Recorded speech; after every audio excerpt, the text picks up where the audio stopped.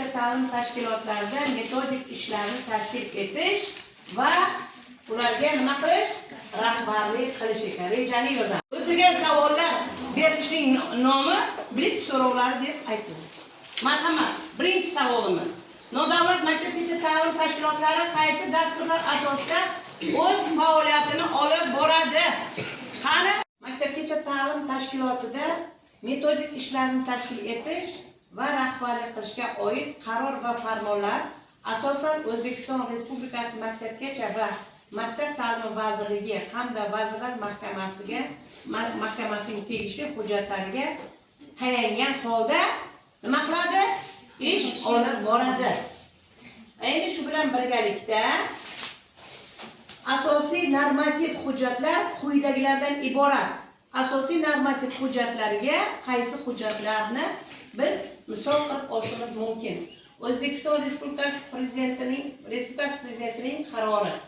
Prezident qarorining 43-12-sonli 2019-yil 6-fevraldagi 2022-yildan 2030-yillarda O'zbekiston Respublikasida maktabgacha ta'lim tizimini rivojlantirish konsepsiyasini tasdiqlash to'g'risidagi qarori,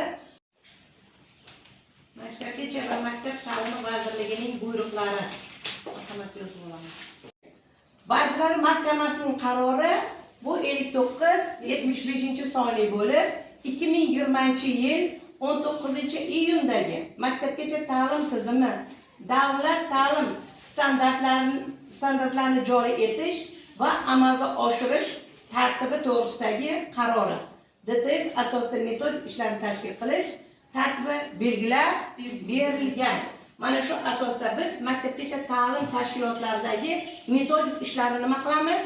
To'g'ri yo'lga qo'yamiz. Xo'p. Endi biz siz bilan maktabgacha ta'lim tashkilotlarining namunaviy nizomi. Bu nizom nimalarni o'z ichiga oladi? Unda metodik kengash, metodistning lavozimi, pedagogik nima bu? Jamoa bilan ishlash. Rasm katta bo'lib ketdi. Xo'p. Keyingisi, maktabgacha ta'limda uslubiy rahbarlik ishining tashkiliy tuzilishi va vazifalari nimalarni o'z ichiga olar ekan? Malaka talablari va lavozim vazifalari. Malaka talablari nimalardan iboratligini mana yoritib ko'rsatilgan. Malaka talablari nimalarni o'z ichiga oladi va malaka talablariga bizlar nima qilishimiz kerak? Nima qilishimiz kerak? Amal qilishimiz kerak bo'ladi. Maktabgacha ta'lim yo'nalishi yozamiz.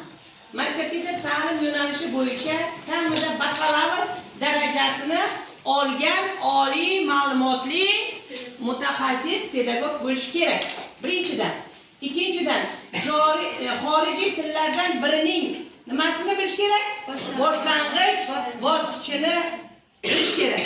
Shu bilan birgalikda esa axborot kommunikatsiya texnologiyalaridan foydalanishni bilish kerak.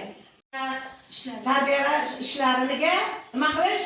Rahbarlik qilish bir qancha tarmoqlarga bo'linar ekan. Bu birinchidan, pedagoglar, mutaxassislar va qo'shimcha ta'lim o'qituvchilarining kasbiy kompetensiyasini nima qilish kerak? Boyitish manbai kabinetining maqsadi nimadan iborat ekan? Pedagoglarni qo'llab-quvvatlash, ularning kasbiy malakasini oshirish va o'z-o'zini tarbiyalash uchun axborot metodik bazasini nima qilish kerak ekan?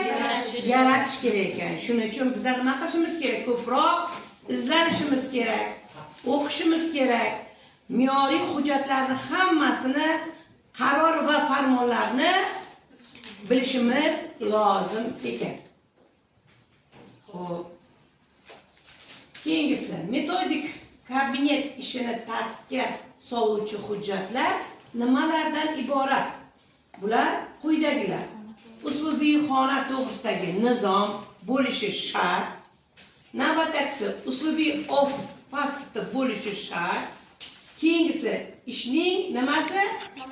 Ishlarning nomenklaturasi deganda biz nimani tushunamiz? O'sha kabinetga kerakli bo'lgan bir qancha hujjatlar raqamlangan. Ana o'sha hujjatlarning hammasi nomenklaturalar ro'yxatiga kirar ekan. Xo'p, marhamat. Metodika kabinetini tashkil etishga qo'yiladigan nimalar? Talablar. Qanaqa talablar qo'yilar ekan? Marhamat. Metodik komponentlariga nimalar kirar ekan deganda biz nimani tushunamiz?